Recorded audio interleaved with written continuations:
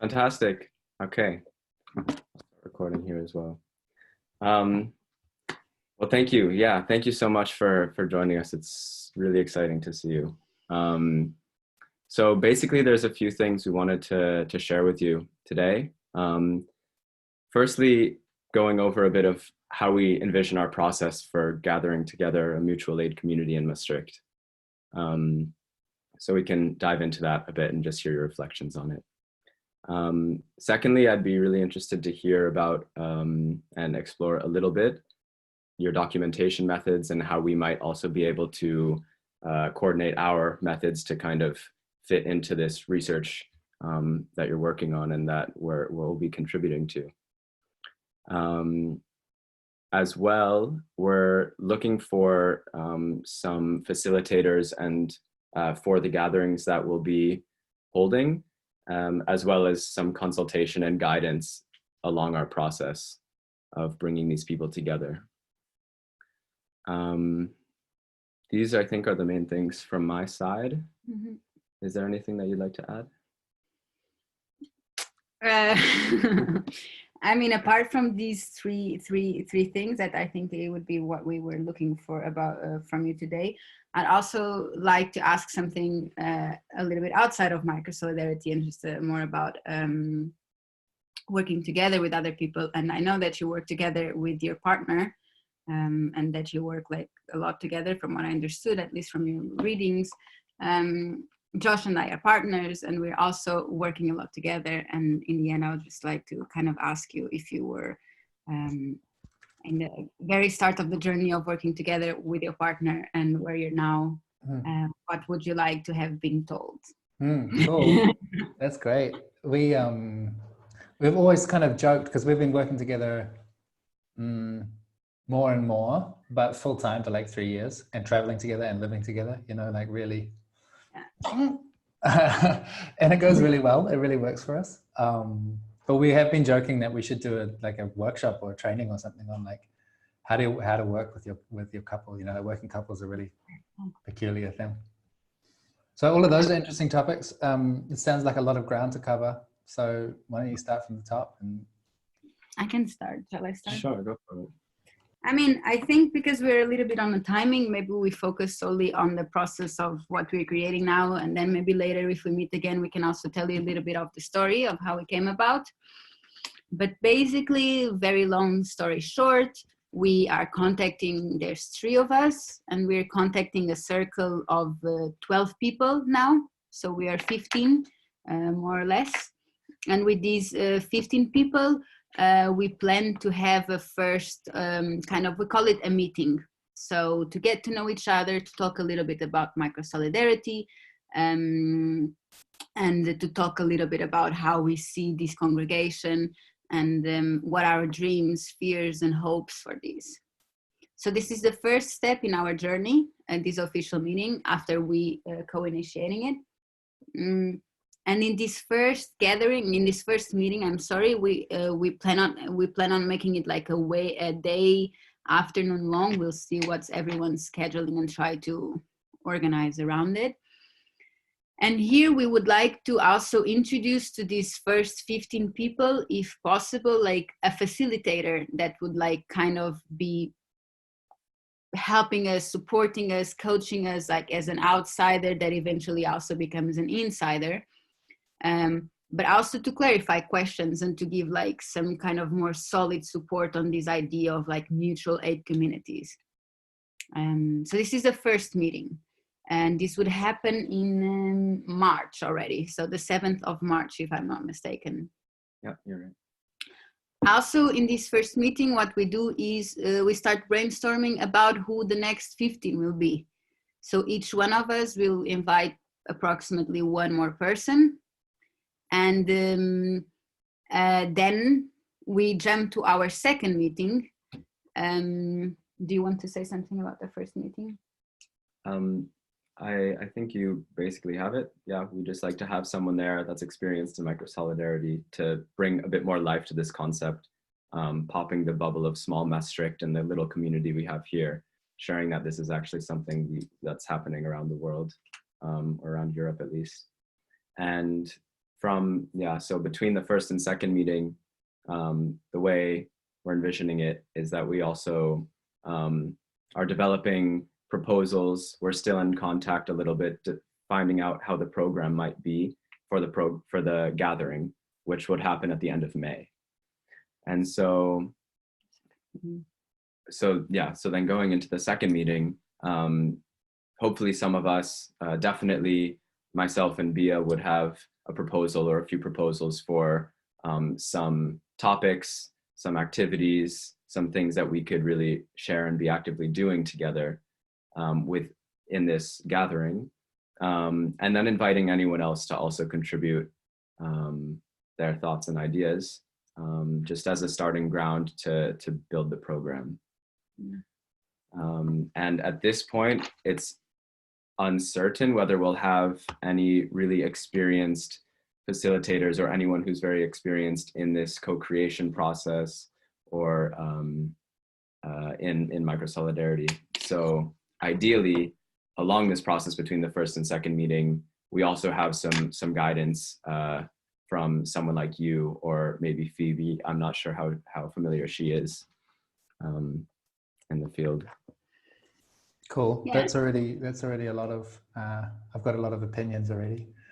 And on that topic of expertise, like, it's really important, I think, that like we're clear about what my expertise is, which is, I've got deep experience in one local context, you know, like within Spiral of like being there near to the start and really having gone through hard times and debates and reformations and all sorts of things.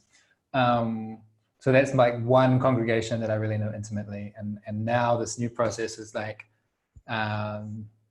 being a proactive member in 3 or 4 congregations at once, and also being in relationship with another 5 or 6. So all of that is new, and I don't actually know. And I'm very opinionated, and I'm a good communicator, so I can construct ideas that sound convincing, but that doesn't necessarily mean they're true or right, or the right thing for you to listen to, you know? So like, I really have a strong sense that it has to be almost like indigenous, you know, like it has to, the right structure and everything has to manifest from the people in the place that you're in. And someone like me can throw some interesting ingredients into that soup, you know, but I'll also I'll have these strong opinions that are completely irrelevant for your context, and neither of us really know how to sort out which one is which. So this is just, just to push back against anything that I say that sounds really clear. Actually, there's always these disclaimers around it, you know, it's really unknown territory. I kind of agree that you say this, and I'm happy that you do, because if you would say something that would be different, that would be a little weird. But I have a question nevertheless, which is like, for example, okay, we have this first meeting, we then have the second meeting with these 30 people, we start breeding things to then meet on the gathering in May, and it's in the gathering that we kind of start to try and make practices and go through dynamics that will lead us to find our crews. And my question is like, because Josh and I, we were a little bit like, we don't want so much to be in the role of like facilitating these dynamics, because we also want to be involved in finding our own crew, you know? So I wonder, like, what is your opinion in this, and how usually in your experience do these dynamics go? You know, like in the website you've got some dynamics, some games, some activities that we can do, and like how in terms of facilitating these dynamics, how do you suggest doing it? Like, do you suggest having someone that maybe steps aside and does it, or the group co does it? It's a really interesting question about like what people would call leadership or ownership, or like some people talk about the source, you know, like this like, where is this creative initiative coming from? And it sounds like there's 3 of you in the middle that have this energy and motivation and commitment. And then there's this other thing which you're describing as a facilitator, which is someone who's kind of like maybe a bit more neutral and slightly more detached, and it's just like running a process and inviting people to try some stuff out, and they're kind of like not so they're not so complicit. Maybe they're not so they're not interested so much in making relationships for themselves. They're creating a container for other relationships. And I've always, I guess, as I've been through my experience and what I've been thinking about, is that those two things are the same role. That there's this kind of awkward posture of holding, you know, like that there's 2 or 3 people that are holding the circle, and the circle can be like a really profound, deep experience for the people in it. But I've never been in a context where I got to enjoy the depth at the same time as I was holding it. But somehow it seems like, I don't know, I've always had those two roles stuck in my head, that it's like they seem so intermingled that I've always just assumed that they'd be done by the same person. But as you're describing this, I'm thinking, yeah, why not? Like, it could be really interesting to treat this almost like a professional thing. You know, it's like if you go to a couples therapist or something, like they're very intimately in your relationship, but they don't go home with you afterwards. Right. So that's cool. I think this is, like I say, about not really knowing what the right answer is. This to me sounds like, okay, awesome. You folks are gonna prototype that methodology, and we'll see how it works, and we'll see, you know, what are the unique flavors that come in, and like what bits are a bit unusual. The other thing that comes to mind is like, I have this sense of, and I don't know if it's childish or naive, but I really believe in things feeling good. Like, I like to have like, we have a meeting, and then at the end of the meeting, I'll just check in with myself and like, do I feel good? Do I feel energized? Did I leave feeling better than I went in? And if I did, then I'm interested in having another meeto, you know? And then it's like, okay, you're gonna have this meeting with 15 people. Like that, if it's only half a day, like for me, the quality of that engagement has to be, doesn't have to be, but it's gonna go a lot better if you're attending to that like embodied experience of what that time together is like. And that it's that feeling, it's that embodied feeling of togetherness that brings people to the next meeting, and then from there to the gathering. And it's not and this is for me anyway, it's not this this purpose statement that we put there where we say we're going to form these crews and we're going to support each other, and we're going to ride out the collapse of society and we're all going to be fine. Like that is something to hold on to in a sense, but it's not actually what, like, the job here is you're asking people to shift their priorities. You know, like everyone has a life that's currently full doing one set of things, and you're asking them to change their priorities and do another set of things, which you think is going to be better for everyone. And that process of shifting priorities is like, it's quite a big undertaking. And my sense is that this cognitive persuasion of like, wouldn't it be better if we did it like this, is only a small part of the puzzle. And the bigger part is like, well, I just feel in love, you know, I just feel like compelled to come back, and I want to be with these people, and I want to deepen my relationships with them. And then all of the purpose and structure and ways of talking about it are kind of secondary to that sense of connection.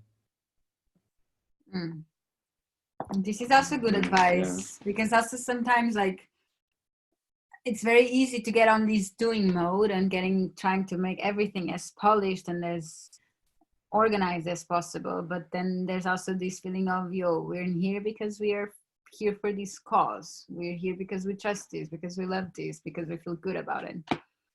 So yeah, that's definitely wise. And when you said, you know, the first meeting we're going to talk about Microsolidarity, and I did a little like, it's not about, you know, like for me, I'm not called into a conversation that's about something, you know, like I want to have a conversation with you, and there's a whole difference between aboutness and withness. There's this philosopher, John Schotter, who talks about like the about thing is this external object, and we're looking at it as if we're not connected. And the with is that you're in relationship with each other. You're like entangled inside each other, and it's like that's the process that I want to manifest. You know, that people feel like they're really with each other. There's some just like deep presence, and you have to talk about something, sure. You know, like there has to be some. Invite someone to come to something. There needs to be like what's the subject on the email, right? Yeah. But I hear you there. So also, I mean, also what is very important to me, I'm quite a practical and also visual learner and experiencer. So doing things and like creating experiences is very important to me. I much prefer to be going through practices and activities than sitting and listening to someone talk about something. Yeah. So yeah, having these games or these kind of embodied experience is definitely a direction I would like to be working towards. Yeah. Yeah. And I don't know when it comes in because this is so fresh, you know, like, but at some point you have this group of people, 15 or 30 people. Let's say you've got 30 and 7 of them are really animated. They're really like, oh yeah, there's something here and we're really excited. And then you start having these discussions about, well, what are the agreements, or what's the boundary, or like, what is this thing that we're making? What I see time and time again is it's at that point that people really go into the about. They really go into, let's agree on our values and our principles and our purpose. And there's a part of my soul that's just dying as that's happening. And I'm like rapidly trying to pull people back and go, like, let's just focus on the practice. Like, what are the verbs? What are the activities? What are the things that we're going to be doing with each other that we think are crucial? And for me, it's, my opinion is really, really strong on this. It's like, we have a gathering every 6 months or every year, and it's going to be 3 or 4 days, and we're going for intimacy, and we're going for connection, and we're going for fun, and like, we're going to learn from each other, and we're going to look for new collaborations, and we're going to celebrate, and we're going to eat really good food, and we're going to remember that nature is awesome, and someone's going to cry, and we're going to hold each other, you know, like, there's that thing. And then there's forming up into crews that can be the lightest thing. It can be like, you just have a WhatsApp group and you tune in with each other once a month or something. Like, it doesn't have to be a big deal, but that you're committed to practicing at the small scale as well as the slightly larger scale. I'm like, if that is the agreement, we're doing those 2 practices, then everything else for me is like, who knows what's going to happen? Like, I'm not too worried about it. And in that description, there's no purpose, there's no values, there's no principles, there's just a couple of verbs. And and I'm like holding that flag really hard, like, this is the important part. Yeah, I think that's a really nice way of putting it. I really also feel this, if we're getting down, we need to talk about our vision, we need to re-envision things, we get on the same page here, we start coming up with like abstract sentences to encapture the entirety of a project or ethos. We're going to have a thriving future for all beings. It's like, yeah, good. Me too. Exactly. Okay, The other thought that I had about just kind of looping back around a second on this question of leadership and owning and that sort of thing, like the creative, the author, you know. Another kind of anti-pattern, I guess, or like a pitfall for groups can be basically too much co-creation. Like, the 3 of you, and maybe even between the 3 of you, maybe there's one of you that really actually has quite a clear sense of momentum and an idea of what needs to happen. And I meet a lot of people who think that what they're supposed to do now is get everyone into a circle and say, so what should we do? Like, let's all construct a vision together of like, what would suit us best. And actually, like, you need some of that, but too much of that really just saps the momentum. And there needs to be like, there'll be a lot of people who are like, okay, I'm kind of interested. I've got these other priorities in my life. And what I want to know is like, what's the invitation? And I'll say yes or no, or like, I'll make a little adjustment to it. But like, I guess what I'm talking about is that some of you, I mean, you kind of said this already, that you would bring, you know, there's 3 of you that would maybe bring some proposals. It's like, I would say bring those proposals quite well thought through, and like, hey, look, this is what we've thought. These are the people we've talked to. This is how we think it should run. And obviously there's room for adjustment, but basically this is the proposal. Are you willing to go along with it? Rather than coming from a blank slate and going like, let's all think about what's best, because it's very hard for that process to be energized and full of momentum.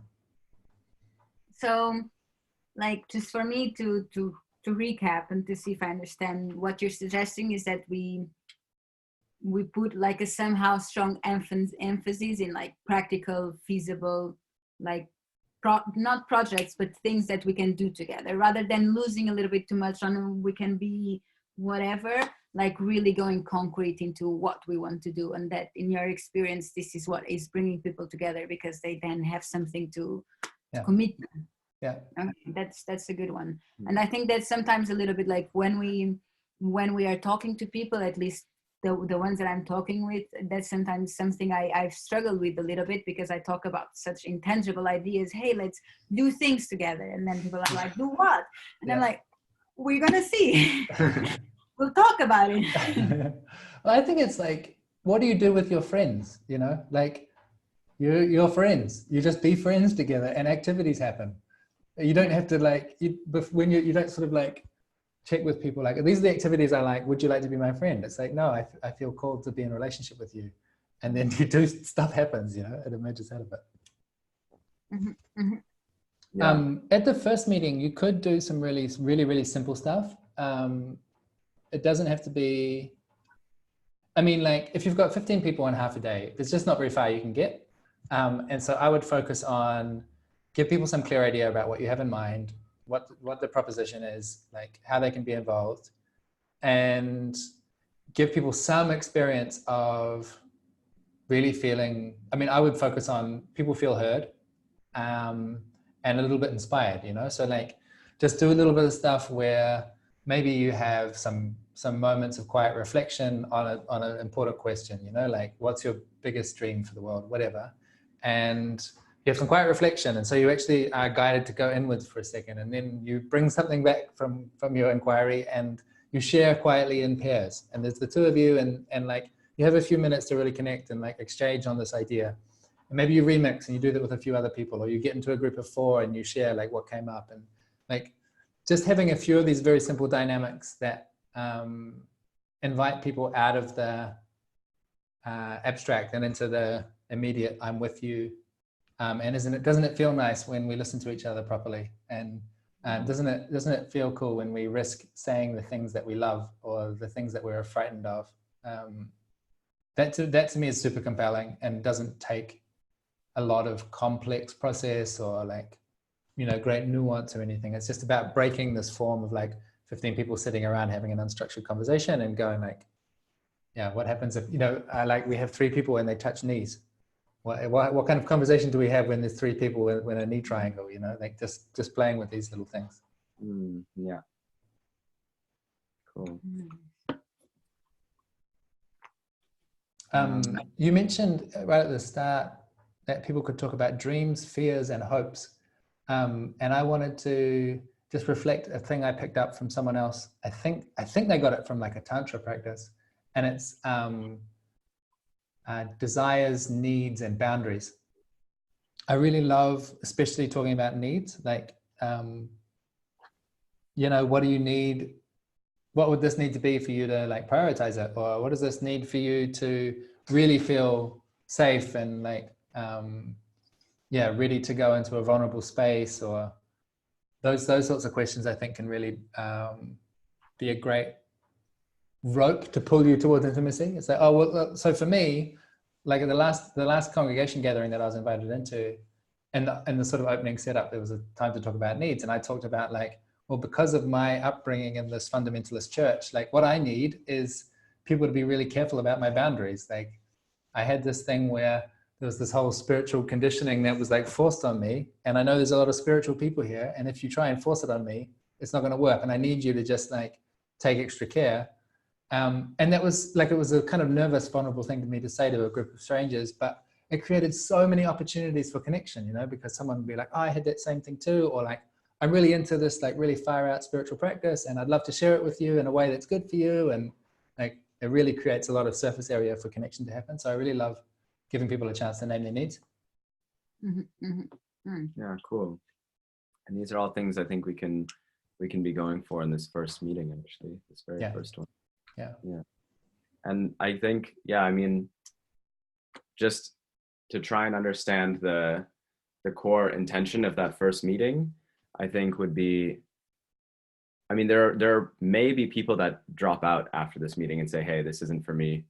I'm going to leave. So I think, yeah, what would you say might be the kind of core intention of like this very first point of connection? in person to each other? The first words that come up are like informed. So there's just some really basic, these are the core things to pay attention to. Like as soon as you go start, if you point anyone to go reading any of my stuff, they'll be like, wait a minute, it just goes everywhere and there's so much and it's connected to everything. Which part are we doing? Like just really focus in for yourselves. Like what is the part? You know, it can be as simple as even making a presentation and going like, these are the click, click, click, click, click. These are the nouns, these are the verbs that we got excited about. So making sure that people are really informed, inspired, you know, and I think the inspiration shouldn't come from outside, it should come from inside. Like, and that's this question about people's dreams and hopes and like sharing that with each other and going like, wow, we all have big dreams that we could, and maybe some process to imagine how would we help each other to take one step towards that dream. Like that's really inspiring and exciting. And then the third one is connected, like that people just have an experience of, for me, connection is like,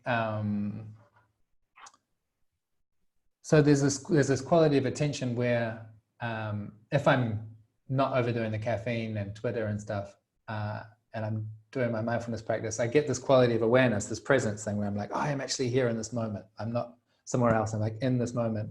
And then if you can have two people sharing that same experience of that same moment, like that's the connection. That's specifically what I'm after. And I think that is so compelling and like almost addictive, you know, it's like, oh yeah, that's the good stuff. And if you can have that with two people, that's amazing. And if you can get it with 15, like, whew, so much the better. And I wouldn't count on getting it with 15 on the first meeting, but definitely you can have a few pairs where people have this moment of like really being with each other for a second. Yeah. Nice, thank you. Should we move on to the rest of the process? Yeah. Keep sharing about that. Okay, so then after the second meeting, I guess for me, kind of the main practical intention is to create a program, I guess. Start, towing the edge of co-creating a program of things we're actually going to be doing. So this is also maybe a place where the verbs and nouns start becoming a bit more concrete, a bit more clear, and where we can have more of a feeling of what will actually be happening during this day during these days of gathering, which right now we're aiming for 2 to 3 days, which I'm not sure if that feels short. Probably it will end up having to be 2 based on like 2 full days based on the ability of the people that we're working with here. And are you going to be in a place where you can all stay the night together, or is it going to be people? No, we want to make it residential. Yeah. Yeah. Yeah. I think, I don't know. Residential. Yeah, that's pretty essential to me. There's something, I mean, you could maybe come up with a rational way to explain it, but for me, it's this almost like psychic magic energy thing where it's like when people leave, it's like all of this energy just like dissipates. But if they're staying the night and they get up in the morning, it's like somehow you come back into the room and it's like, it's all still here. Like we're not starting from scratch. We're already done. And it's also like it's just a connection, that it's not every day that you just like create like a weekend where you actually are like talking with these people who know like what you want to do, what you're afraid of, and you have all of this time to be there. Yeah. I think the trick is going to be to balance, again, this talking about microsolidarity and talking about this vision that you have and like what you're excited about and how people going through the process of kind of like thinking it through and how it makes sense to them. And then actually getting down to the concrete. So like, I wonder if you can make space for, like I would run Case Clinic, which is a really simple process again, and really, really great. It's on the website. Where you basically, divide the whole group into kind of 5s or 6s or so. And in each group, you have someone who's bringing a case, and it's just like something that they're dealing with that they really care about and they want some help with, you know, it's like a coaching, advising process. And it's just like, it takes an hour and there's like 5 phases, and it's just very well designed so that it tends to produce a lot of insight and it produces a lot of connection. And so like, if you had an afternoon of just doing those, you know, where like half the people got a chance to be the host with a case, and they're like, I'm just struggling with this thing at university, or I don't know what to do with my dad, or, you know, like, so they just get to bring something real and get the experience of coaching each other through it. I feel like that would satisfy the people, because some people are going to be really satisfied to just talk abstract because it's really fun.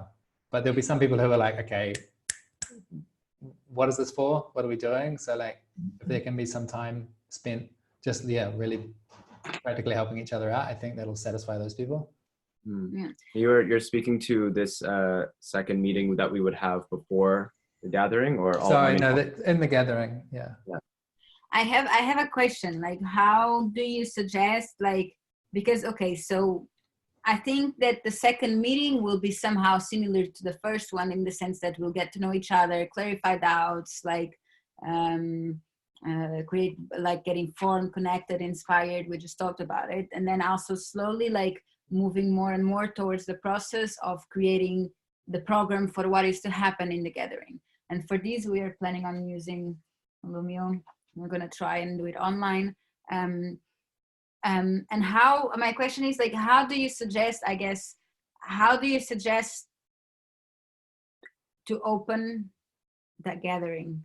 Like, do you think that we should kind of like have an intention, have a goal, like do it together, like we suggested, we do it online, we do it in the place? Because I also see that, for example, you just said, oh, there are people who like to talk about, like just talk. There are others that go like, poo, do it. Like, would it be, how, in your experience, like, do you usually have this place that you go back to of, hey, why are we here? Like, do you usually do this gathering mission, vision? Yeah, I think it does really help people if you can, this is funny because I'm strange in lots of ways. And one of the ways is that I don't, like, I'm quite happy just to be thrown into this weird unknown situation and explore it. But most people are not satisfied with that. Like, most people really want a TED talk at the start of a thing that tells them what they're there for, you know, like that's just really, really clear and orienting, and sets the expectations of, this is the stuff that's likely to happen.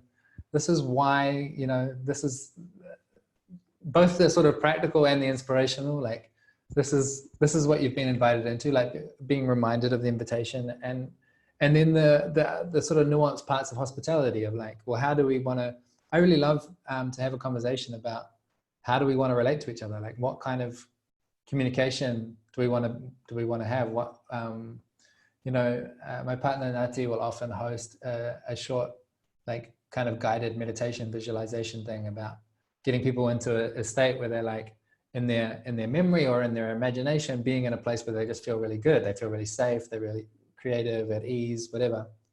And then bring them back into the room and say, so are there any qualities of that space that you imagine that you would like to have with us here? You know, so like, maybe some of the qualities are like, we had some quiet and some silence, or we had time in nature, or there was a lot of humor, or people were being really tender with each other, or getting those kind of words and intentions vocalized into the room at the start of the space, and potentially like written up on we'll often write those up, like the words that people have said on a board. And then once everyone who wants to, once they've shared, then we'll say like, so when you look at this board of all these intentions that people have, these ways that they want to be with each other, is there anything here that you think, no, I'm not willing to do that, you know? Okay. I'm not willing to provide quiet space or honesty or care or humor. I'm not up for that. And in a really good one, sometimes people actually say no. So like, we had one where someone's word was non-judgmental, and someone said, you know, actually I'm not excited at all about that word because it's kind of judgmental. And so we just marked that one with a star and said, okay, so this one, ignoring that one, but all the rest is everyone. And we got this kind of visual, everyone in the room thumb up saying, yes, I'm up for providing this kind of atmosphere for each other. And it was a very, very quick way to get a shared agreement about how are we going to treat each other. And that to me is really potent. Maybe a metaphor, like when I lived in New Zealand, my friends and I used to run a lot of kind of like big warehouse parties. And we started out, it was very much like a really dirty underground punk scene, and it was quite aggressive and sometimes dangerous. And And then one day, all that we did was we put someone on the front door during the party whose job was to welcome people and say like, hey, welcome to our party. This is our home. Please have a great time. You know, come on in. That's all they did. But just that touch at the entry completely transformed the whole atmosphere of the place, and like meant that people stopped trashing it, and it was less violent and aggressive and all that, just because you've paid attention to that arrival process and signaling to people like, you're here and it's somewhere different than you've been before. And we're so excited you're here. And what is this thing that we're bubble that we're inflating? I think there's some magic in that process. Starting well. Yeah. Did you want to say something? I mean, just maybe like, what about closing? So 30 is fine. Once you get more than 30, it gets a bit tricky. But with 30 people, it's really easy to hear from everyone. And I'm so passionate about hearing from everyone at the end of a gathering like this, because probably you'll have a few people that have an amazing time, a lot of people that have a good time, and maybe a couple of people that have a like okay or bad time. And at the end, if you give people a moment to reflect on the experience they've been to, and like, you know, we ask questions sometimes like, what are you leaving with? Or what's one action you're going to take? Or what's one insight? Or how are you feeling now? Or like, what's one thing you know, there's lots of different questions you can ask, but give people a moment to reflect quietly on their own. And then when you start going around the circle and people report, you know, sometimes we'll say like, what was one moment where you really felt moved and you want to hold on to it, you want to remember it by telling us. When you start to hear all of these different voices saying, well, this little moment in the kitchen was amazing because it this and this and that, and you start hearing these different stories, you see like, it wasn't just my own experience, which was like really good or okay or bad. It was actually 30 different experiences, and the sum total of that is just like enormous. And that for me is like so inspiring. It's so energizing to go like, wow, we had 30 lifetimes, you know, like there was just so much activity happening and I only saw the tiny little piece of it. So I always love that. Once you get more than 30, then it's tricky, and I don't think people can really hold their attention around the whole circle. So yeah, then you want to do things that are a little bit more like decentralized and chaotic, but at that scale, definitely, yeah, make time for that circle. Cool. Nice. About documentation, because I think also there's not so much 20 time. minutes. Yeah. This is really awesome. I feel like I have a much more of a sense of how we can practically go into holding these meetings. And then what would come later, I guess, is what emerges through those meetings, going into the gathering itself. Unless you feel like there's maybe any other very important points to touch on regarding this process and how we're going to interact with our people and bring them together right now, then maybe we could talk a little bit about documentation.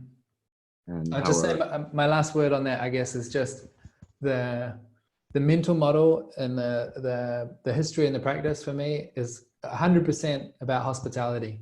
Like that's the posture that I'm in when I'm hosting. You know, it's like, just think about what it's like when you go back to your family and the hospitality is awesome because your auntie is running the show, or you visit this culture that blew you away, or whatever, you know, like you go to a dinner party or something, and what made it so great. Like that to me is what I'm drawing on when I'm trying to host an event like that. Is just make sure people feel welcome in the deepest possible way.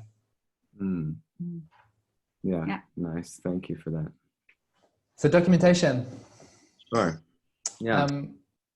So there's this balancing act that I'm playing where the more I say something that seems like a good fit for what people need, the more demand comes on me, where people are like, oh, that sounds so great, I really want that, can I join your community? Or like, can you advise me, or can you, and it's just like, whew, it's kind of like the higher quality my work gets, the more pressure there is on me to like respond to all these things. And I'm like, I cannot, like, the quality of my work depends on having a lot of quiet and space and low demands and all this stuff. So I'm really trying to find a way to push back in a peaceful, you know, like non-aggressive way, but that really looks after my boundaries so that I can keep doing the good work. And so what I'm really asking people is how much of this can happen in public, you know? So like, I'm really happy to talk to you both. And at the end, we can decide if you feel comfortable publishing this video, you know, like that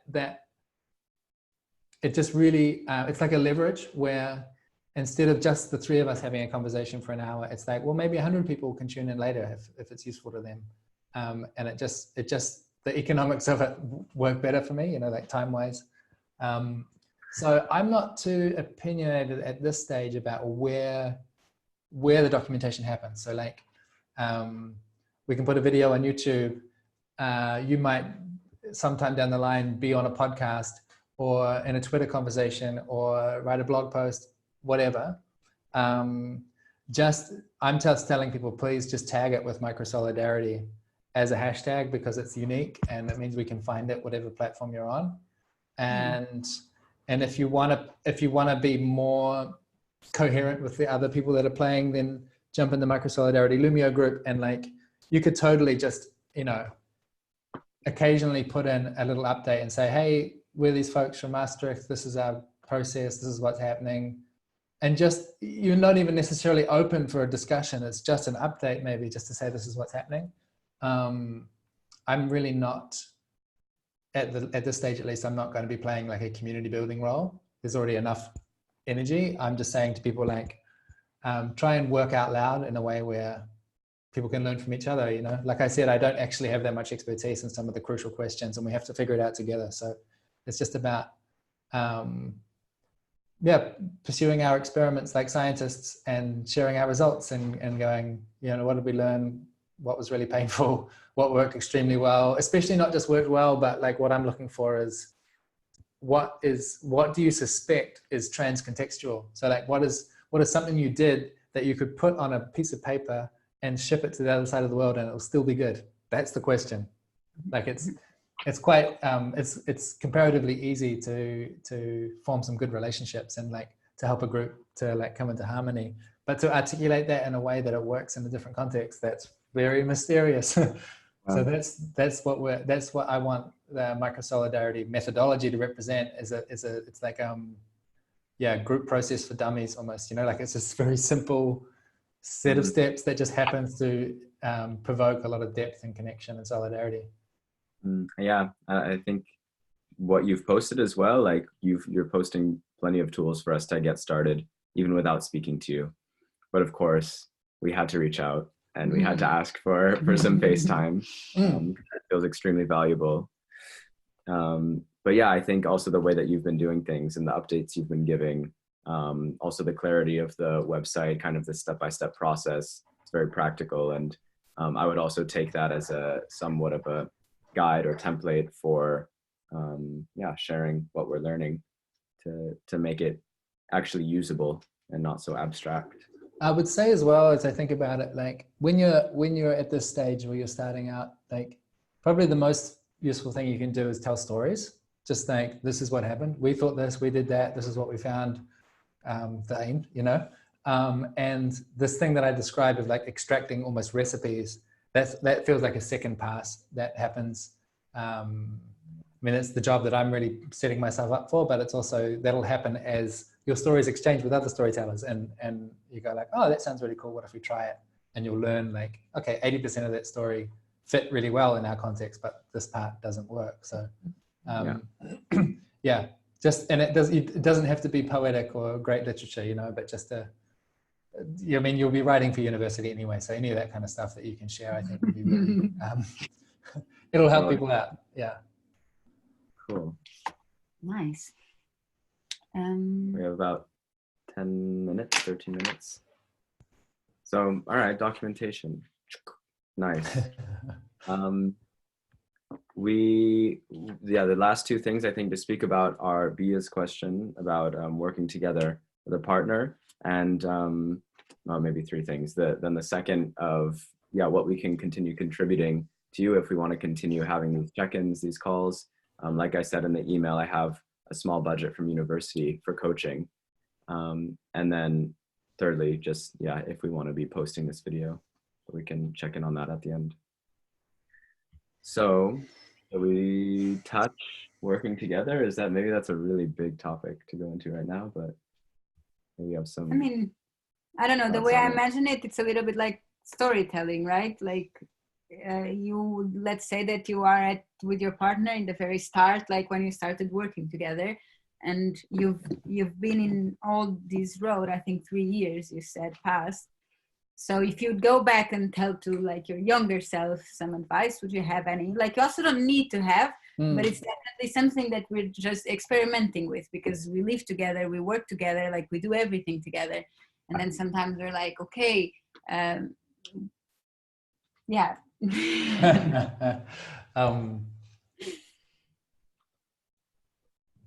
So one thing is boundaries. So just like for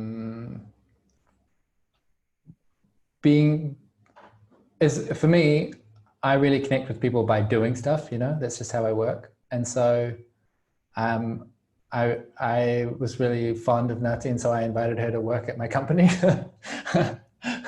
And then, you know, we really fell in love, and like, oh, let's make a company together, because that's just how I like to connect with people, is making business. And then we went traveling, and now we happen to be living in an apartment together. Okay, so this is, you know, this is where we're at. Oh, and we got married so that I could get the papers to live in Europe. And because we love each other, but also to get the papers. And it's important for me to have a boundary where it's like, you know, hey, look, it's 6 o'clock. The work part of our relationship now goes to bed. Like, that's off, because I could just keep spinning and spinning and spinning forever and actually not have any of the other part of my relationship come alive, and just be fully in productivity, execution, colleague mode. Yeah, just colleagues and lovers are really different things, and make sure that there's time and space for both of them to have the time they need, you know. And the advice that I give myself, which is so funny because it's the advice that we give to teams that we're coaching, is just have spaces for retrospective. So like, stop every full moon or whenever it's going to work for you and go, looking back on that last month, what was something that was really awesome that we should do more of, and what was something that didn't go very well that we should pay more attention to, and is there something new that we want to try? And like, just getting in that habit of having a little bit of structure around our reflection, and like, okay, we're gonna actually look at our relationship as a third person and go, what does this relationship need? And no, yeah, like I said, that there are kind of two relationships there, and what are the different needs that they have. And but I mean, it's basically been kind of effortless for us. Like, it just kind of was a natural, easy thing. So I don't really know what kind of stuff you might be struggling with, or concerns, you know, like what sort of like, oh, this could go. We just got lucky and it worked. Nice. Good. Yeah, I mean, things are going quite well right now, actually. And it's also a matter of just communicating a lot, I think, as you say. But yeah, this idea of retrospective and looking back on things is something that I would definitely like to put in place, I think. That makes everything better for any situation. It's just like, just do this. Everything else is fine. Yeah. Same as well, actually, for the congregation, you know, like at the end of the meeting, maybe the first or the second meeting, you can have a 5-minute process, which is just like, we'll often have a post-it notes on the door on the way out of the room, and just say, on your way out, write 2 post-it notes. One thing that worked really well, one thing you think we could do better next time. And just like, get in that habit of continuous improvement. Like, we're not pretending to have everything worked out. It's not perfect. We don't know, but we do make space to hear about how things could get better, and we have space to acknowledge what's going well. And then I would do that after the gathering, like a week after the gathering, send a form out and do the same thing. That really building that muscle of like, we are learning and we're here to learn with each other, and learning is actually a vulnerable process, but it's like super fun and it's growth, you know. Thank you. Cool. Okay. Doing good. So, It's like a doctor's consultation. Eh? yeah, right. Yeah, so you originally said that you were comfortable speaking with us for a couple of times, few times maybe, seeing how it goes, simply in exchange for the meeting itself, the good energy, and documenting and sharing the research and development. Yeah, but I offered to you that I would like to be transparent and share with you that I have some funding from my university. I have now 450 euro, which is intended to be split into 10 hours, but it can also be done in any way that we would like to. If it's not given to you, it would be given either to another coach, or it would be put directly into the congregation, maybe bringing in facilitators, travel expenses, things like that. I'm not sure how you feel about that at this point. Yeah. I feel like publishing this kind of content is advertising my coaching services, which generally are around like 180 euros an hour. And like, I'm happy to, I have a Robin Hood strategy. So I'm happy to take that money from people that have a decent budget. So that it frees up my time to have conversations with people that don't have a lot of a budget. So I'd save that money for, if you want a facilitator, then like anything that you can do to reward their time, I think is really focus on that. And yeah, I'm up for at least a couple more conversations like this. And if we get close to my limits, I'll let you know. Yeah. Okay. That's beautiful. Nice. Thank you so much. I really appreciate it. This is a big part of the game for me, is like working out how to do the economic side of things, right? Like how to get paid for doing meaningful work, because it's like, well, I only want to be doing this. I don't want to be doing some job that like really doesn't satisfy me, so that I can earn enough money so that then I can come and do this. It's like, no, I want to do this. But then most of the people that that would be my customers don't really have money. So it's like this juggling act of like trying to work out how to work that out. And I'm really enjoying the process of working it out. Nice. And do you have, off the top of your head, any colleagues or people who you feel might be nearby us or interested in getting involved on more of a physical, experiential level in Maastricht, maybe joining some of these meetings or a gathering that we could contact? We're already reaching out to Phoebe, and I think we're going to meet with her this week or next. Have you confirmed the date? We haven't yet, no. Okay. Definitely Phoebe's good. I recommend Phoebe. She's really experienced. She knows the vibe. And maybe just write a very short description of what you're looking for, and I can pass it around the people that I know. Okay, brilliant. That's nice. Because I've got quite a good network of facilitators, and also, I mean, it could be interesting to put this up on the Lumia group and go like, you know, as there's someone around, you know, and I at this stage, it's small enough that I doubt there would be someone, but it's good practice, you know, to go like, we're helping each other out. I would look to, so I've got my own personal networks, and outside of that, I would look to the Art of Hosting, which is a sort of like framework for thinking about facilitation. The long name is the Art of Hosting Conversations That Matter. And they've got a Facebook group, which is really good. Art of Hosting. Art. Yes, this is my New Zealand English. Portuguese. So yeah, it's like I would look for if they're in Maastricht or they're in the Netherlands, or just like have a search around for who's into Art of Hosting. And see who's interested, because there's a lot of cool people. Oh, and I know a couple of Dutchies as well, so I can send them a note. So yeah, just send me an email with a little bit of content in it, and I'll ping it past a couple of people. Oh, brilliant, thank you. One last thing, you're going to the Aboutness Convergence, so maybe we'll meet each other there. Oh, great. Yeah, true. Cool. Well, that's what it's for, right? So we converge. Exactly. That's, I think, all that we wanted to cover. We have 2 minutes to check out, maybe. Yeah. Like.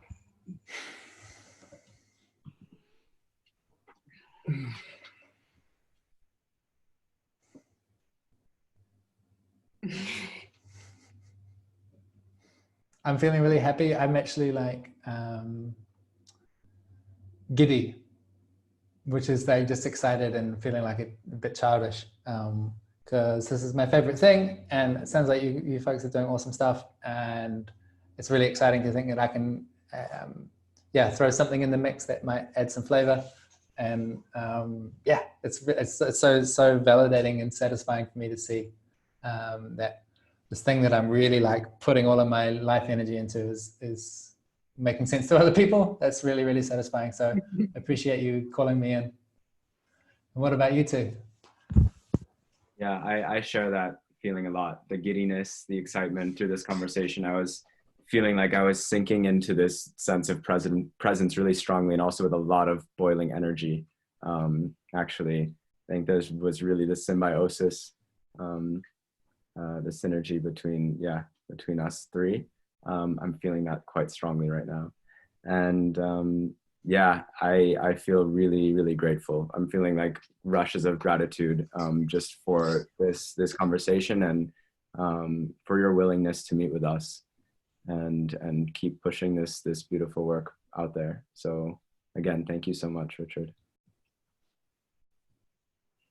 Well, I second it all, like the excitement and doing these things and putting it all together, and gratitude for like, yeah, for this network that slowly starts to build, and to be part of it, and to be willing to share and to bring more people. And yeah, I also have these, I really like putting all of these things together, and like how to bring people together, how to create things together. And like we had one idea when we came here, and now we're leaving, and we're like going to like reshuffle the puzzle and do more things, and then in like 1 week everything's going to change again. But it keeps the vibe going, and it's just like really, really nice and inspiring to know that we're out there and that we're open to each other. So thank you. My pleasure. And like on my behalf, feel free to use the video. I'm super cool with it. Yeah, cool. Me as well. Cool. And if you're also fine with it, then I can take the task of posting it up on the Lumio group and wherever else we might. Yeah, great. I'll put it on YouTube and send you the link, and then you can share it around anywhere. That'd be awesome. All right, perfect. Okay, goodbye you two, and goodbye the internet. Goodbye. Enjoy. Ciao, ciao, and good luck with the conflicts.